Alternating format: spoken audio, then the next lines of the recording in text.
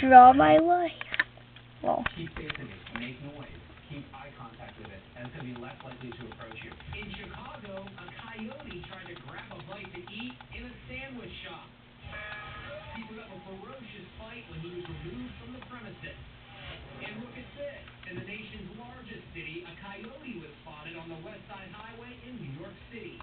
That coyote could be living in this very park, or in Van Cortlandt Park in the Bronx, New York City, just steps away from neighborhoods, from sidewalks where people live. And we're on a bit of a coyote hunt. We've got an infrared camera here, hoping to catch one of these animals on film. With me is Dr. Christopher Nagy of the... With new leads to work from and a town in near panic, investigators redouble their efforts. That combination of factors, of those variables, was initially quite striking. We were wondering if we didn't have a serial killer in the area, and that was a chilling experience. After a few weeks of questioning the people who knew Sharon Myers, police make an arrest. Jason Dean Hubble, a co-worker at a local automotive plant whose white van fits the description Myers is last seen getting into. While being held in the county jail, Hubble confesses to Sharon's murder. But when questioned about Kelly Eckert, he vehemently denies having anything to do with her death. Who is Kelly Eckert? I don't know a Kelly Eckert. I've never known a Kelly Eckert. I don't know who she is. Luckily, investigators had an easy way to tell if Hubble was lying. DNA was recovered from both bodies. As investigators wait for the results, the Bobstown community dares to hope that Kelly's killer is no longer out there, waiting to prey on the town's innocence. It was a huge sense of relief, in a lot of ways for some people, because they knew that now this person was off the street. They didn't have to worry about him hurting anybody else. And if Hubble is indeed the killer, they can at least take some comfort in the fact that such pure evil did not come from within. There's a sense, or maybe a knee-jerk reaction that, this couldn't be somebody, this couldn't be one of us who committed a crime like this. This had to be somebody from somewhere else. But once again, the hopes of the town plummet back into the despair of uncertainty. The DNA test results are negative. Sharon Myers' case is solved, but whoever murdered Kelly Eckert is still on the loose. It turned out to be a total coincidence. There was no known connection between the Kelly Eckert case and the Sharon Myers murder and disappearance.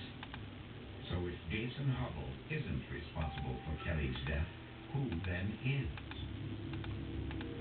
And what everyone fears above all, is he still out there, biding his time before he strikes again? It was just nothing short of total community anxiety. Everybody was talking about it. Everybody was worried about it. It was palpable. And while no one around town wants to believe it, there's something else behind the growing dread in Bobstown. It's getting harder and harder to deny the possibility that Kelly's abduction, assault, and murder have been committed by a member of their own community. There was something lost in this community after Kelly's murder. There was a sense that crimes and violence can't happen here. You don't want to think a monster lives next door to you. It's now been well over a month since Kelly Eckert's body was found in a ravine outside of Bobstown. And police are really no closer to solving the mystery than they were back then. What they desperately need is a break in the case, or at least something to get them started in a new direction. That break comes in the form of a mysterious phone call. I'll get it. So many phone calls.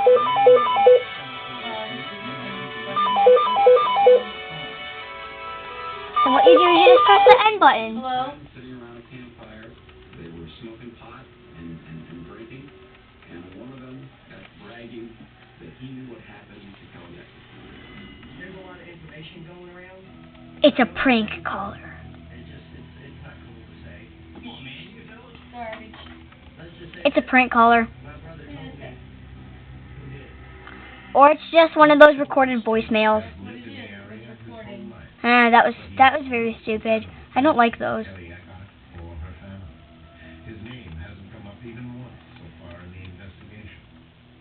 But the tip has police thinking it's time to have a little talk with him. When they pick him up, Scott begins to talk almost immediately.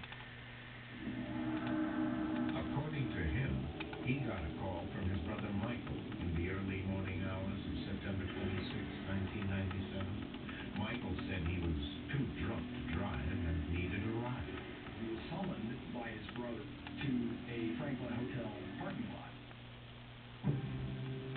Scott says his brother sounded very strange on the phone and kept saying he took this girl.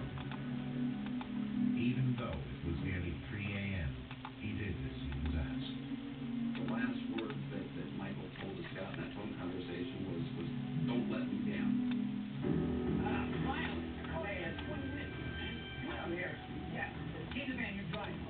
Scott tells police that when he got to the hotel, Michael's van was there, and there was an unconscious girl in the back.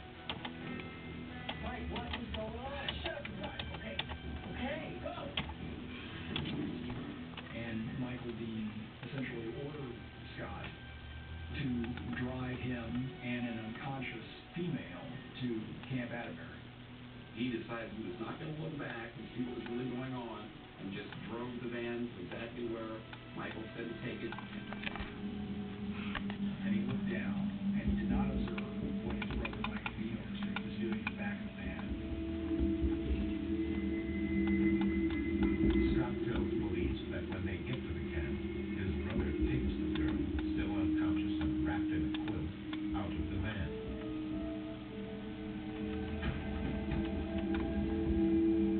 Michael Dean Overstreet, according to Scott, instructed his brother to have his wife, Michael Dean's wife, pick him up at 3:30 a.m. Scott Overstreet did as instructed, drove back to Franklin, Indiana, notified Michael Dean Overstreet's wife, his sister-in-law, of these events, and she in turn drove back to Camp Atterbury to rendezvous with Michael Dean Overstreet. It's certainly an intriguing story. And if it's true, it could be the first real lead in a case since Kelly's shoes were found at Camp Atterbury weeks ago. The police were, there was high energy in the department. That it was late. People are usually kind of tired towards the end of the day, but they were not tired. They were energized and ready to go. I think they felt like finally, after all this time, we've got something we can work with, and it just gave them a renewed sense of energy. But while the police may feel energized, the case is far from being solved. The big question remaining is, how can they be sure that the unconscious woman Scott Overstreet claims his brother was with was Kelly Eckhart? He never actually saw her. There's a couple of different theories on Scott Overstreet, and I was of the theory that he was a lot more involved than he let on. Either way, it's starting to look like the murder may have been perpetrated by a local resident after all. Someone who'd been living quietly among the unsuspecting citizens of Bardstown for all this time. Was somebody from the area, somebody who had shopped at the same stores and worked in the community. You know, that this was somebody from within